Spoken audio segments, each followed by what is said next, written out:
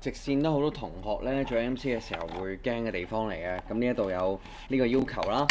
咁其實我建議大家咧係用 lap point 代點法嘅，即係我哋唔 make 直線嘅方程啦。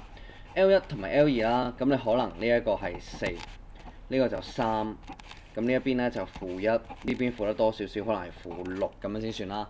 咁你就會做到咧呢個 slope 咧其實就係1/3，呢個 slope 咧就即係4/6，即係2/3。咁啊做到咧呢個係斜啲嘅，咁啊非常之安全啦。咁然之後啦，再根據 L1咧，你係經過咗2點啦，咁我會建議 L1用翻同一隻顏色嘅，如果唔係搞錯咗咧就出事㗎啦。等個大腦易啲接受到 L1係黃色嗰條。咁有30俾你聯立，有0-1俾你聯立。咁你30放入去之後咧，得出咗3a等於1，咁即係 a 係1/3。然之後有1/3再乘呢個0啦，再加 b 乘-1啦，等於1啦。你有 b 係-1，得出 a 係大過0先啦。而家好啦，然之後 L2啦，L2都冇嘢嘅，咁我紫色多一劑啦，紫色同埋紫色。你有40代入去，咁佢代咗40落去嘅話咧，即係4m等於1，m 係1/4。嗱，開始部署到咯喎。然之後再代埋咧0-6落去，咁啊0加 n 乘-6等於1，咁 n 就係-1/6，咁 n 亦都負咗啦。睇下第一句啱唔啱啊 ？A 同埋 B over 咗咧就係-1/3嚟嘅。m 同埋 n over 咗咧1/4除翻-1/6，哇好大單，咁就係-1.5嚟嘅。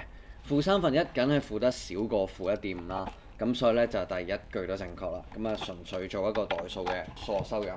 咁如果係真係做數修要點做呢？真係做數修嘅話呢，因為你到時你第一個 solution 就用咗數字代數先啦，然之後第二個 solution 咧就做數修啦。咁我數修嘅咯喎。L1 呢係黃色線啦，L2係黑色線。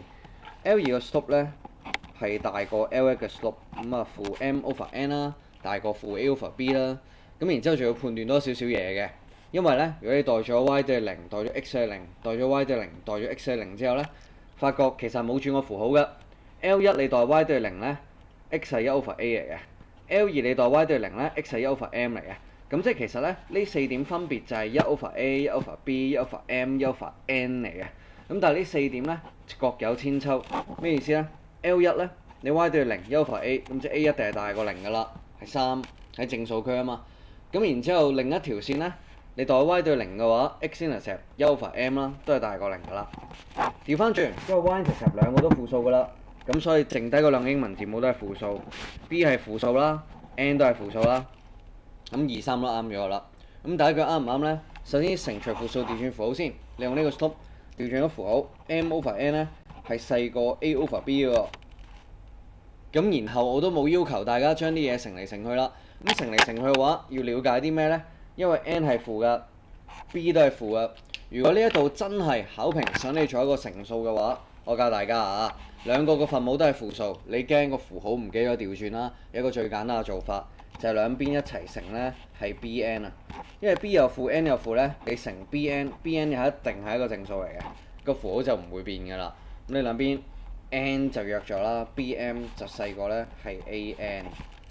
就係咁啦，咁你就數收啦。咁如果你呢個 n 乘過去 b 乘過去呢，其實每乘一個負數要調轉一次符號，所以 n 同埋 b 呢乘咗2次嘅時候，符號其實調轉再調轉，咁即係冇變過啦，就係咁樣嘅。希望大家數收翻。咁但係當然呢一度冇要到呢一樣嘢啦，就咁拎走咗符號呢，第一句都已經正確咗啦。